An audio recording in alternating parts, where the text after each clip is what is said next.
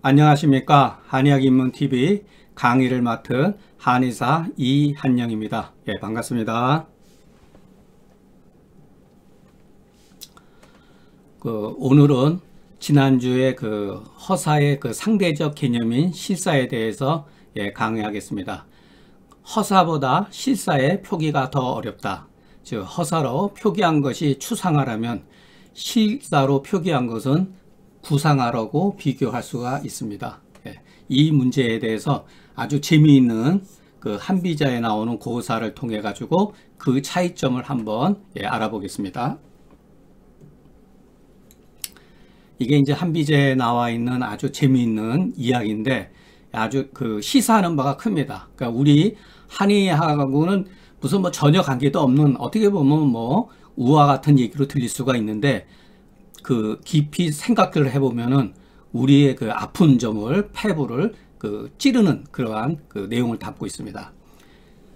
객 가운데 제나라 왕을 위해서 그림을 그리는 사람이 있었는데, 제나라 왕이 이제 어느 날 하루에 묻기를 가로되 그림 그릴 때 무엇이 가장 어려운가, 이렇게 이제 질문을 한 거예요. 그러면은 한번 여러분, 우리가 어떤 사람이 우리한테 그림 그리는데 무엇이 가장 어렵냐라고 이렇게 우리 스스로가 화가의 입장에서 대답해 볼 필요가 있다고 생각을 합니다. 그런데 이 사람은 참 전혀 생각지도 못한 말을 한 거예요. 개와 말을 그리기가 어렵다. 그러면 이 제나라 왕은 자기가 생각한 거하고는 차이가 있거든요. 그러니까 바로 또 이와 같은 질문을 한 거예요. 그러니까 이게 굉장히 잘 묻는 거예요. 그러니까 여기에서 왜 그런가를 묻지 않고 바로 상대적으로 그럼 무엇이 가장 쉽냐, 이렇게 한 거예요. 그러니까 이 사람이, 화공이 뭐라 그러냐면은 귀신과 도깨비 그리기가 가장 쉽습니다, 이렇게 한 거예요. 이제 그거에 대해서 이 화공이 설명을 한 거예요. 왜 개와 말을 그리는 게 어렵냐 하면은 사람 누구나 개와 말의 형상을 알고 있기 때문이다. 아침 저녁으로, 그 이유는 아침 저녁으로 자기 집 앞에, 집 앞에, 눈앞에 이렇게 해도 돼. 눈앞에 묶여 있기 때문이다. 그러니까 일상생활에서 항상 접하기 때문에 불가유지, 똑같이 그것을 비슷하게 그리지 아니하면, 여기에는 이제 글이 조금 생략된 거예요. 똑같이 그리지 아니하면 사람이 누구나 안다. 그거 너 잘못 그렸어, 이렇게 얘기를 한다는 거예요. 그렇기 때문에 어렵다. 왜? 누구나 다 알고 있는 사실을 그린다는 거는 부담스럽다는 거예요. 그런데 귀신은 형체가 없는 것이니, 없다가 아니라 형체가 없다고 얘기한 거예요. 그러니까 형체가 없는 것이니, 형체가 없으니까 어떻게 했어요? 사람 누구나 볼 수도 없고 알 수도 없는 거죠. 그렇기 때문에 앞에 묶여지지 않았기 때문에 쉽다. 이게 뭐예요? 이게 묶여지지 않기 쉽다니. 즉 귀신을 본 사람은 아무도 없기 때문에 자기가 생각하는 대로 그려도 그것을 반론하는 사람이 없기 때문에 쉽다고 한 거예요. 여기에서 한의학 우리 고전 가운데 대부분은 이렇게 귀신을 그린 거예요. 귀신의 형상을 그린 거예요. 자기가 임의적으로. 그런데 중경은 개와 말을 그렸다는 거예요. 이거는 일종의 실증적인 거, 요거는 추상적인 거. 그러니까 그림에 있어서도 귀신은 요즘 말로 하면은 추상화라고 그러고 개와 말은 구상화라고 그래요. 제가 아주 오래전에 학창 시절에 어느 분이 미술사의 학사에 대해서 논문을 쓰는데 제가 20대에 이거를 봤어요. 이거를 이제 해석을 해드렸는데 이 글이 읽고 나서 무식 속에 이제 이 글을 기억하고 있었던 것 같은데, 그리고 이제 세월이 한 20년 정도 지나가면서 잊어버렸다가 허사를 써야겠다라고 생각할 때 이 구절이 생각이 났어요. 그래서 이 글을 실사에 모티브로 삼아야겠다 해가지고 제가 이제 이 글을 통해 가지고서 다음 글을 이제 썼다고 보시면 됩니다.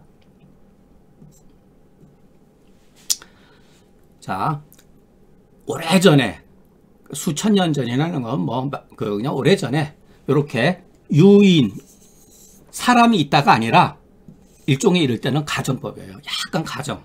어떤 사람이 이런 소리죠. 어떤 사람이 말을 아주 잘 그려요. 그래서 그 그림의 상이 사실과 아주 근접해. 똑같이 하면은 수천 년 후라도, 이거는 전이죠. 수천 년 후라도 사람 누구나 그 그림의 상을 보고 그것이 말이라고 하는 것을 아는 것은 다른 이유가 아니다. 왜냐하면 말이라고 하는 것은 수천 년 전이나 지금이나 똑같은 물이기 때문에 누구나 다 알고 있는 거죠. 인소지죠. 예, 예, 누구나 다 아는 바죠. 즉 고금이 일물이기 때문에 옛날의 말이 오늘의 말이며 또 오늘날의 말이 옛날과 아마 똑같아요. 그러니까 이거는 옛날 사람이나 지금 사람이나 말이라고 하는 말을 하거나 표현을 하면은 누구나 다 알아듣죠. 그 의식 속에서 말의 형상을 다 생각을 하니까. 그러니 어찌 옛사람은 일찍이 보았는데 오늘날 사람은 보지 않았을 것이며, 오늘날 사람은 그것이 말이라고 하는 것을 아는데 옛사람은 그것을 말임을 모르겠는가. 예, 모르겠는가. 반어법이죠. 예.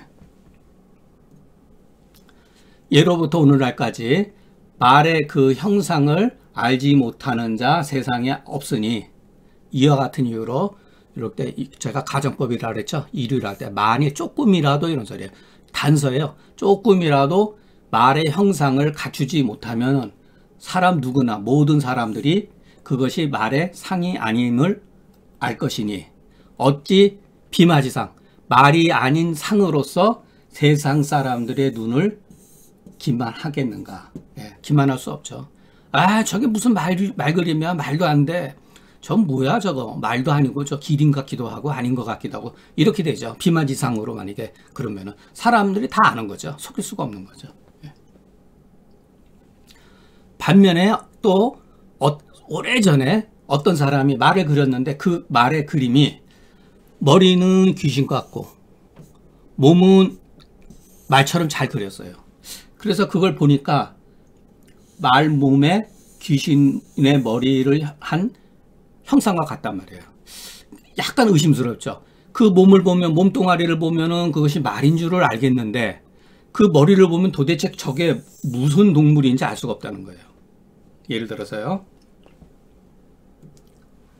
그 형상의 말과 같기도 하고 말이 아닌 것 같기도 하고 귀신 같기도 하고 귀신 아닌 것 같으니 저 해괴한 상을 보고서 그것이 말이라고 하는 것을 아는 사람이 적다. 왜 그러냐? 다른 이유가 아니다. 이와 같은 물이 일찍이 존재하지 않았으니 세상에 어떤 사람이 그 물을 보았겠는가? 이와 같은 짐승의 동물을 존재하지 않았는데 옛날서부터 지금까지 누가 그 물을 보았겠느냐 말이에요. 그 물이 일찍이 보질 못했으니 어떻게 그 상을 우리 마음속에서 추측할 수가 있겠느냐 말이에요. 그러니까 모르죠. 예, 상상할 수가 없는 거죠. 이런 것들은.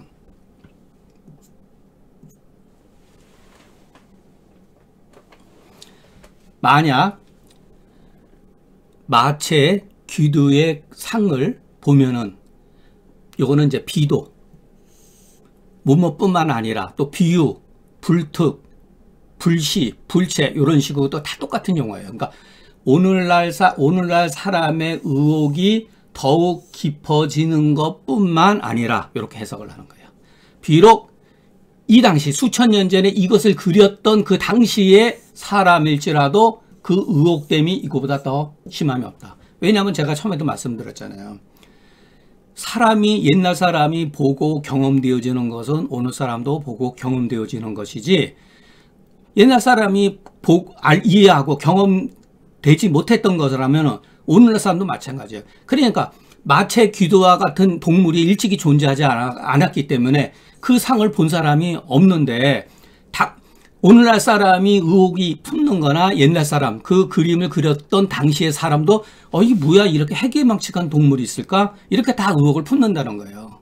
그러니까 이거는 다 공통점인 거죠. 이와 같은 이유로 저 해괴지 상야에, 제가 저번에 들었죠. 이건 꼭 종지사만 하는 게 아니라 뭐뭇에 그리고 이런 뜻도 있어요. 그러니까 이렇게 글을 쓰다 보면은 뭐 이런 거는 저절로 또 안 써도 돼요. 이게 허사기 때문에 안 써도 돼요. 그 이와 같은 이유로 그 해괴한 상에 대해서 각각 사람 누구나 각자 자기가 주관하고 자기가 혹한 바로 인해 가지고 본다는 거예요. 그 괴이한 상을 볼 때 그 상이 정해져 있지 않고 그 동물이 없었으니까, 그러니까 자기가 주장하는 바 또는 자기가 미혹된 바로 인해서 본다는 거예요. 요거는 사실 다소 그 불교에서 하는 얘기인데, 우리가 어떤 사물을 보는 것은 그 사물을 보는 게 아니라 자기 마음을 보는 거다, 이런 말이 있어요. 그러니까 저도 그것을 약간 빗대서, 그것도 뭐 좀 그러니까 우리가 배울 만한 말들이니까 인식론에 있어서 사실은 굉장히 중요해요. 그러니까 우리가 보고 싶은 걸 본다는 말 있잖아요. 마찬가지예요. 이게 바로 자기가 보고 싶은 게 뭐냐, 자기가 좋아하는 거, 자기의 주장, 자기의 사상이 달려있는 거, 거기에 따라서 그것을 본다는 거예요. 그러니까 이 실체하고는 이와 같은 가상하고는 관계없이 자기가 본 대로, 보고 싶은 대로 보는 거예요. 그렇기 때문에 이거는 제가 그 한태지에서 나오는 그 글을 조금 그 패러디 한 거기 때문에, 그 뭐 용에 이제 현혹되면 사람은 그 용과 같다, 틀리죠. 예. 기린에 의혹된 사람은 기린과 같은데 이렇게 하고, 승냥이에 의혹된 사람은 저 승냥이와 같은데, 저건 이리에 이제 그 현혹된 사람 저거 이와 같이 이제 각자 주장을 하는 거죠. 그 물이 일찍이 존재하지 않았으니 그 상이 어찌 정해져 있겠는가. 제가 저기 앞에서 허사론에서도 음양이라고 하는 것은 비물지명이요 상지명이라고 그랬잖아요. 물의 명이 아니라 상의 이름인데, 상이라고 하는 것은 시간과 어떤 상황에 따라서 상이 변하기 때문에 음양도 사실은 변한다는 거예요. 그러니까 음양의 그 상이 정해져 있지 않는 거죠. 왜냐하면 그것은 항상 가변적인 거기 때문에, 그것을 이해를 하시면은 요 말이, 그 물이 일찍 존재하지 않는데 그 상이 어떻게 정해져 있겠느냐 말이에요. 그 가변지상을 비록 사람들에 따라서 용이라 해도 틀린 게 아니에요. 옳을 수가 있어요. 아까 말씀드렸지만은 존재하지 않았기 때문에, 그 상이 정해져 있지 않기 때문에 용이라고 해도 되는 거예요. 기린이라고 해도 괜찮다. 이 가라고 하는 건 절대적으로 옳다가 아니라 그런 대로 맞을 수가 있다, 이런 뜻이에요. 승냥이도 옳고 이리도 옳다. 그러니 사람마다 집기견에는 자기가 본 것을 집착에 잡아가지고서 자기가 본 상이 옳다라고 주장을 하고,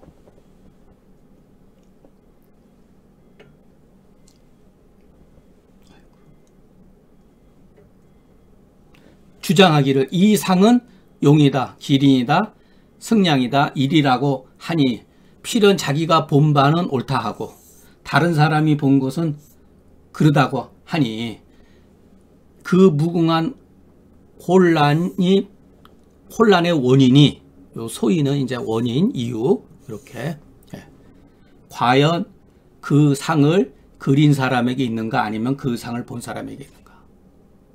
당연히 그 상을 그린 사람에게 있죠.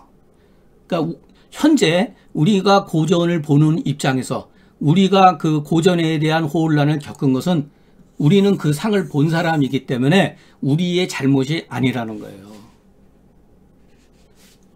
또 고전을 그대로 있는 대로 믿고서 가르치는 분들도 다소 문제는 있어도 그분들은 고전에 대해서 쓰여져 있는 대로 믿었기 때문에 실질적으로 그 고전을 쓴 사람들한테 그 허물이 있는 거죠. 그러니까 이 문제에 대해서 우리가 극복해 나가야 돼요. 그렇지 않으면은 우리는 고전에, 그러니까 거의 요즘은 뭐 고전도 있지 않지만은 고전에 대한 두려움을 가지고 있어요. 왜? 안 읽었기 때문에, 모르기 때문에. 모르는 것만큼 무서운 게 없어요. 모르기 때문에 누가 고전에 대해서 변형을 시켜가지고 괴이한 소리를 해가지고 주장을 하면은 다른 사람, 그 듣는 사람들은 거기에 고전에 대한 두려움을 갖고 있었기 때문에 두려움 때문에 거기에 이의 제기도 못하고 꼼짝을 못하는 거예요. 제가 처음에도 말씀드렸지만은 우리들의 그 의식을 지배를 한다니까요. 우리들이 가지고 있는 무지한 것으로 볼모를 잡아가지고서 우상을 만들어가지고 저기 하는 거예요. 제가 지금 우리 학술에 떠도는 여러 가지 하는 거 보면요. 정말로 눈 뜨고 볼 수 없는 게 너무너무 많아요. 해괴망측한 설을 가지고서 우리 후배들을 다 인식을 잘못 망가뜨리는 경우가 너무너무나 많아요. 근데 본인도 자기가 속이고 있다는 사실을 모른다는 게 문제예요. 오히려 거기에 대해서 신념을 가지고 있다니까요. 왜냐면은 우리 마음속에 고전에 대한 두려움, 고전은 그렇게 어려운 게 아니에요. 제가 말씀드렸잖아요. 자기가 보고 이상하다 싶으면 그건 무조건 의심을 해야 돼요. 그러니까 맹목적으로 우리가 그거에 대해서 추정한다든가 맹신하면은 문제가 된다는 얘기예요. 저 해괴한 상은 본래는 말을 그리려다가 상을 잘못 그린 거예요. 고전에도 나름대로 어떤 병증이라든가 어떤 그 의안이라든가 이런 거를 만들 때 사실에 근거해가지고 현상에 나타나는 것을 근거를 해가지고 표기를 한 거예요. 그렇기 때문에 무조건 제가 틀리다고 그러는 게 아니라 그 의도를 잘 이해를 해야 되는 거죠. 근데 문제는 음양오행이라고 하는 용어 또는 12경락이라든가 오장육부, 오행배속에 의한 용어들이 결합돼 가지고 만들어 놓은 그 상들이 우리들이 규명할 수 없다는 데 문제가 있는 거예요. 그러니까 우상이 나오는 거죠. 한의학의 우상이 나오는 거, 신비주의가 나오는 거죠. 실제 그것은 용도 아니고 기린도 아니고 승냥이도 아니고 이리도 아니고 다만 앞서면 자기가 의혹된 바로 인해 가지고 그것을 보는 것이니 옳다고 하는 것도 모두 옳은 것도 아니고 그르다고 하는 것도 사실은 반드시 다 그런 것도 아니에요. 부분적으로 개연성이 있는 거죠. 그러니까 우리가 지금까지 수천 년 동안 그 학설들을 한 거죠. 어떻게 보면 틀리는 것 같은데 또 실제 또 환자들한테 약도 써보고 또 맞는 것 같기도 하거든요. 그렇지만 학술적으로 문제가 있다는 거예요. 예. 갑론을박이 미상불, 우리가 요즘에도 많이 쓰잖아요. 이거 옛날부터 쓰던 말이니까. 두 번 부정하기 때문에 강한 긍정이 돼요. 갑론을박이 반드시 그 속에 있다. 이 해괴한 상에 있다. 예. 잠재적으로 이런 것을 갖고 있어요. 다만 우리 한국 한의사서에서 속된 말이지만 목소리 큰 놈이 이기는 거예요. 자기가 막 그렇게 주장하고 막 소리치고 그러면 누가 듣기 싫어서라도 그냥 아무 말도 안 하고 그냥 피해버리고 말죠. 목소리 큰 놈이 이기는 거예요. 이게 잘못되어 있는 거죠. 학술이라고 하는 거는 99명이 주장을 해도 틀린 거는 한 명이 옳으면 한 명이 옳은 거예요. 이 99명은 숫자의 싸움이 아니에요. 학술은.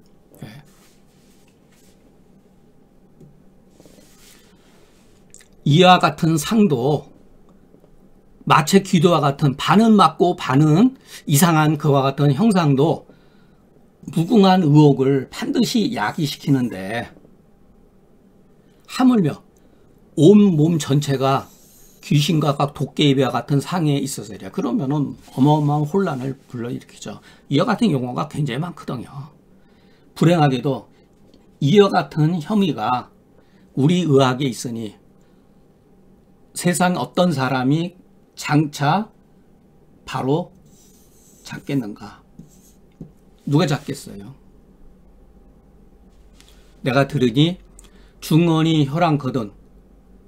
그러니까 중언이 혈안이라고 하는 건 여러 가지 이제 학술상의 그 논란을 말하는 거예요. 아까 말한 갑론을박이라든가 어떤 사람은 보토파다, 어떤 사람은 보신파다, 아예 아니다. 사람은 항상 양이 남아 돌아가고 음이 부족하기 때문에 자음시켜야 된다. 아니다. 뭐 여러 가지 설 있잖아요. 그게 바로 금원사대와 같은 논쟁이 일종의 중언혈안인 거예요. 이럴 때는 어떻게 해야 되느냐? 성인에서 기준을 삼아야 된다. 우리가 요즘도 절충혈안 쓰죠. 이건 그 아주 오래된 용어예요. 성인에게서 기준을 바로잡아야 된다. 그런데 문제는 이 성인이 누구냐는 거예요. 기준에 되는 건. 우리는 지금까지 황제의 내경으로 잡은 거거든요. 저는 중경으로 잡아야 된다. 이렇게 주장하는 사람이고, 내경으로 하면 안 된다는 얘기예요. 후인이 성인에게 절충하는 이유, 제가 아까 소인은 이유라고 그랬죠? 이유는 다른 게 아니라 속이지 않기 때문이다. 이거 순자가 한 얘기라고 그랬잖아요. 성인이 굉장히 우리보다 똑똑하고 지적인 능력이라든가 뭐 통찰력이라든가 이런 것이 뭐 아주 뛰어나겠지만 그거보다는 순자는 속이지 않는다. 여기다가 이제 방점을 찍었는데 저도 왜 우리가 고전에 있어서 성인이 뭐가 그렇게 대단하냐 하면 사실은 굉장히 뛰어난 면이 있어요. 탁월하거든요. 속이지 않는다는 거예요. 이거를 믿어야 된다는 얘기죠. 그러나 아무리 성인의 말이라 해도 시대에 따라서 변하기 때문에 논어 가운데에 지금 시대에 안 맞는 거 많거든요. 그런 거는 시대에 따라서 가려서 보면 돼요. 그래서 중용이 나오는 거예요. 중용 사상이 나온 거예요.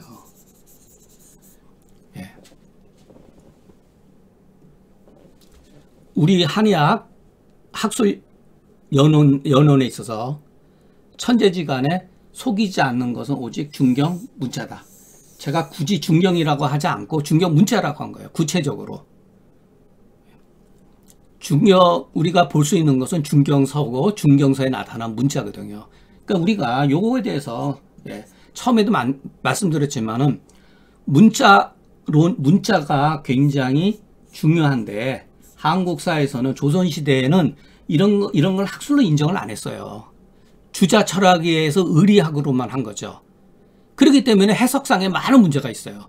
굉장히 멋있죠. 성리학이라든가 의리학 같은 거 굉장히 학술이 멋있어요. 그러나 이 문자라고 하는 거는 기본적으로 어떤 책에서 어떻게 쓰여졌는지 전부 다 많은 노력이 필요로 하는 거예요. 그러니까 일본 사람들은 이 문자학을 기본으로, 학문의 기본으로 했어요. 그러니까 우리가 그런 것은 조금 배울 필요가 있다고 봐요.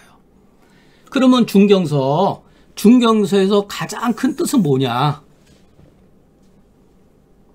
제가 자서에서부터 이 글 끝낼 때까지 주장하는 게 일어 증상이 불이어병인. 오로지 증상을 추구하고 병인으로 둘로 하지 않았다. 이런 표현은 뭐냐면은 이제 부모가 자식이나 선생이 제자들한테 야, 너 착하게 살아라. 그게 바로 일어선이에요.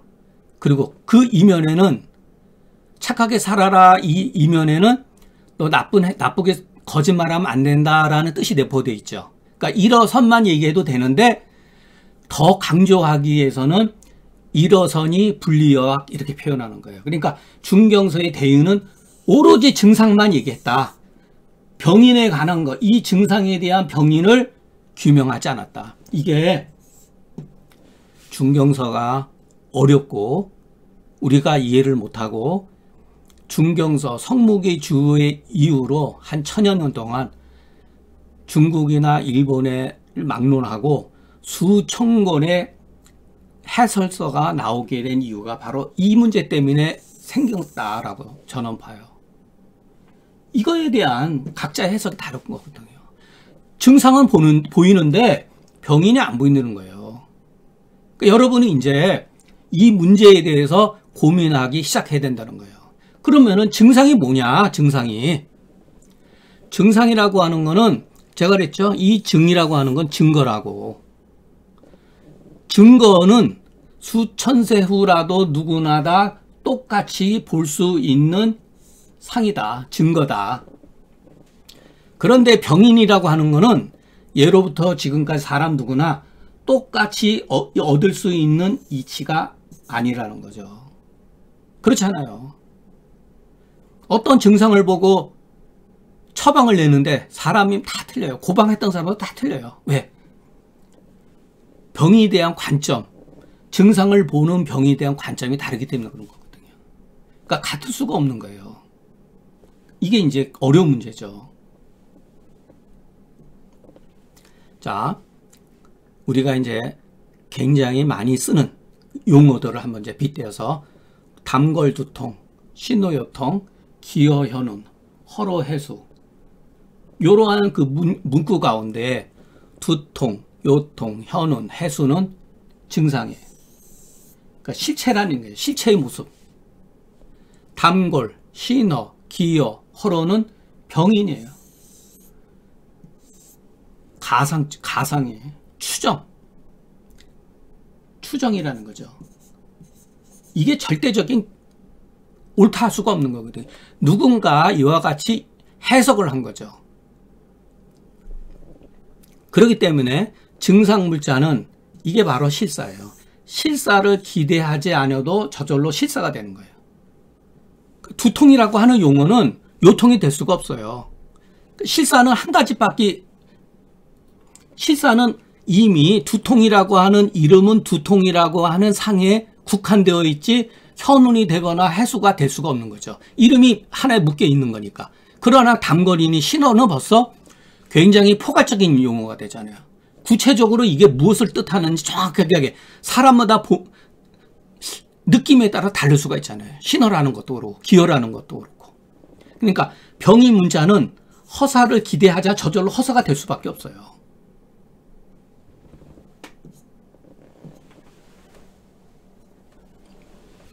만약에 저 병인으로서 증상에다가 더하면은 덮어 씌우면은 우리가 모자 쓴다고 그러잖아요. 아까 증상에다가 모자 씌웠잖아요. 덮어 씌운 거잖아요. 그러면은 이렇게 담골두통이라는 병인과 증상이 이렇게 나와 있을 때 하나의 그 구절 사이에는 병인과 증상이 기가 막히게 교묘하게 서로 접하고 미묘하게 서로 작용을 한다는 거예요. 이와 같은 그 합성으로 만들어진 의미가 구구한, 이게 구구라는 거는 보잘것없는, 하찮은, 사소한 이런 뜻을 갖고 있어요. 구구한 증상에 이게 바로 중경서가 그렇게 돼 있잖아요. 중경서 조문이. 발열, 두통, 오한 이렇게 돼 있지 담걸, 두통 이런 식으로 표현이 안 됐잖아요. 그게 바로 구구한 증상의 나열이라는 거예요.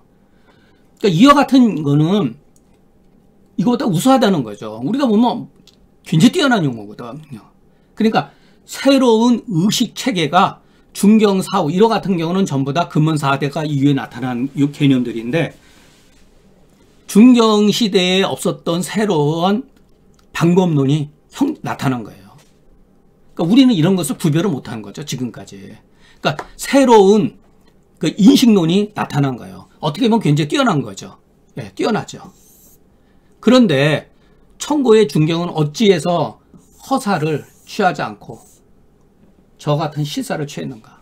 중경서에 보면 이와 같은 개념이 하나도 없잖아요. 신호유통이 어디 있어요? 기어해수가 어디 있어요? 해수면 해수지. 물론 중경시대 때는 이와 같은 용어도 없었고 이와 같은 그 병인의 개념도 사실은 없었어요. 그렇지만 저는 이제 좋은 뜻으로 중경의 그 정명은 올바른 이름은 이거는 이제 저번에도 앞서서 말씀드렸지만은 공자의 정명론 또는 명가의 그런 정명학 이런 거. 예. 이거 정명만이 오직 정명만이 능히 천하 후세의 의혹을 끊는다. 예. 다른 거 없어요.